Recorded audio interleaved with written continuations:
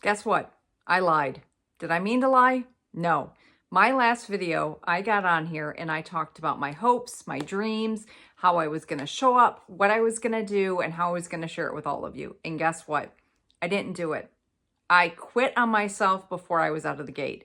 And that's what I want to talk to you about today, because I know that I am not alone, especially considering that we are at the beginning of 2025. I know a lot of people have huge hopes and dreams and have come up with some big goals. And guess what? You're probably going to fail, and some of you are going to quit.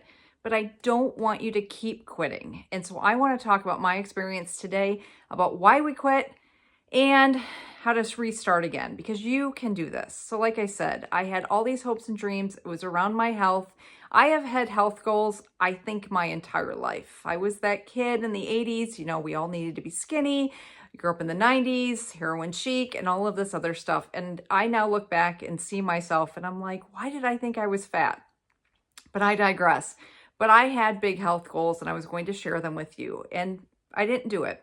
So why did I not do it? Well, part of it is that, and I know this happens to a lot of us, is that I just bit off more than I could chew. I was going to change a lot at one time, and that doesn't tend to work for us. I know it doesn't work for me. It's much easier to break it down and take one step at a time. So that's one of the reasons. Sometimes we just, we are so excited about what we want to do and we just take on too much. And that's, if that happens, own up to it and you move on. Another reason that I quit, and I know that happens, is that I let what other people think bother me. I had done my video, and it's just one of my first YouTube videos. So is this. So not very many people are going to see it, but I had people bring it up and I was like, oh my gosh, they're actually watching. So if I'm not perfect at this, which that's the other part, if we're not perfect, then we think that we're failing and we can't do it to begin with. So I was worried about what other people were thinking, and the fact that I wasn't showing up perfectly, I had already failed, so why am I trying? And so I let it go. And then I felt overwhelmed. I felt overwhelmed that I'm not doing this perfect, it's not going right, all of these things that were happening, and I was allowing that to take over, the fear, the anxiety, what are people thinking? I'm not doing this right, all these different types of things. And I wasn't taking control of those feelings. And instead of just recognizing them and moving on, I let them control me. And guess what? I quit. Now, I didn't really quit everything I was doing. I still was focused on my health. I was still making progress. I talked about fasting. I'm still fasting. I was doing different things, intermittent fasting, not all the time, but I'll talk about that too. I was doing the things, but the part that I was failing at the most is I wasn't showing up in the way I wanted to show up. The way I wanted to show up and the way I want to show up now is that by sharing my story in real time with what I'm doing to help and inspire others, because I know I'm not alone. I'm 49 years old. I turn 50 later this year. There's so many things that I want to do and accomplish, and a big part of that starts with my health. It starts with my health because without me being healthy, I can't be my best self. I can't be my best self at my job. I work at a school.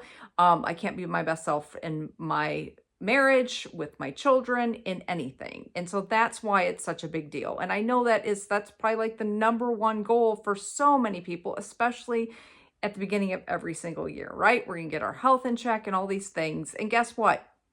I am starting over again. So how do we start over again? And I just talked about a few reasons that we quit, but there's so many different excuses that we give ourselves. We say it's not enough time. There's so many things that we could go on and on about, but that's one of the biggest things. If you want to restart again, one, be willing to restart. Be willing to be like, yep, look at yourself in the mirror and go, I didn't do it perfectly. Maybe I didn't do it at all. So own it. Be like, okay, this is what happened.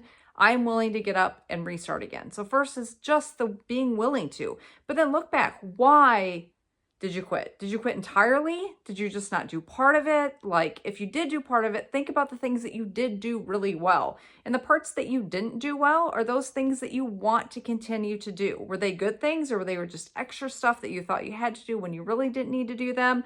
Think about what you did and own it and be okay with it however it is. Another thing is letting go. It is really great to set goals. And the way I like to set goals is set the goals in the mind of like, okay, here's the big goal. Now, what do I need to do? Like, what are my daily tasks? What are the things that I can break down? What are the small stuff? And focus on those and don't bite off more than you can chew. So if you have a big goal, like for perfect example right now, I am in a health program that I recently started and I really am enjoying it. But if at first, and there are times still, when I look at it, I start to get really, really overwhelmed because I feel that I have to be perfect at it, that I got to do it all at once and all or nothing, that whole mentality that doesn't really work. And I stop and I breathe and I look at it and I think to myself, okay, what are 2 or 3 things that I can focus on this week? It doesn't have to be perfect. I do not have to jump in full force with all of this. What are a few things that I can tackle this week? Okay. And I can add things to it next week and to the next week and to the next week. Because my goal is this one that I'm starting right now is the beginning of a 6-week program is your foundation, but it continues. My 6-week expectation isn't the fact that I'm going to like hit a goal weight or be perfect all 6 weeks. My 6-week expectation is that I'm going to be adding things in to develop habits that after 6 weeks, these foundational things that I'm doing are going to become habit. Now, they may not become a full habit in just 6 weeks, but I'm getting closer and know that I can do it. And guess what? After these 6 weeks, am I going to mess up? Yeah, I am going to mess up, but I'm going to be willing to restart to get back on. So don't do this like big goal and think it has to be done today. I am so guilty of that. And what happens to me when I do that is I start to feel fear and anxiety. And this is another thing. We don't always have the best coping skills because guess what? Negative feelings are going to come up. You are going to fail. You're going to mess up. These things are going to happen. So a perfect example of me, yesterday, some things didn't go perfectly the way I wanted them to, and I thought I was okay with them. But then this morning when I got up and I started laying out my day, I felt this fear and anxiety and I knew exactly where it came from. And so I was like, okay, here it is. And I could have wallowed in it and I could have been like, well, then I'm not going to get anything done today. But I was like, nope, I'm feeling anxious. I have fear. I get it. It's there. And it's not me saying I am anxious. I am fearful. It was, I feel anxious. I feel this fear. And that way I can kind of separate myself. And then I do a little bit of a visual, like a little bit of a meditation where I can actually physically, like I can see in my mind the anxiety and the fear and I separate from them. And guess what? They're just there because they're trying to help you. That's your body trying to keep you safe. And so I thank them, I send them love, and I let them go. And I'm completely okay with feeling anxious. I'm completely okay with having fear because those things are never going to go away fully. And guess what? Just let them be. I meant recognizing that they're there is one of the best things that you can do. So figure out what's holding you back and figure out a coping skill or a way that you can deal with them.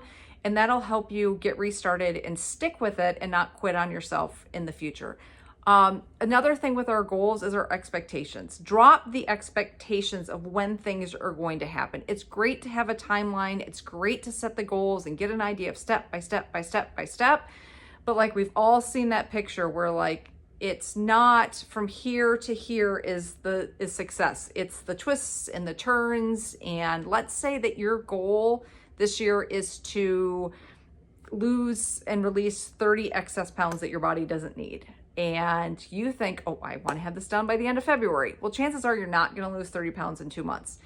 But let's say that your goal is to do it by the end of May, okay? Or the end of June or something. That'd be like 5 pounds a month, right? So let's say it's the end of June. And that's a very realistic goal.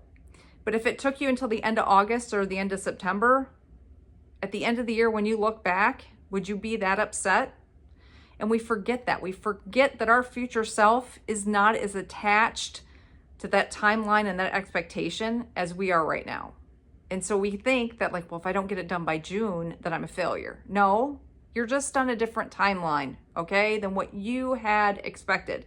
So try to drop those expectations. I know it's not always easy. If you're like me, I want it and I want it now and it's got to be perfect and we got to do this. And I'll be honest, sharing this with you is as much for me as it is for you. And like I said, I want to share things as I go through them because I know that I'm not alone in doing this.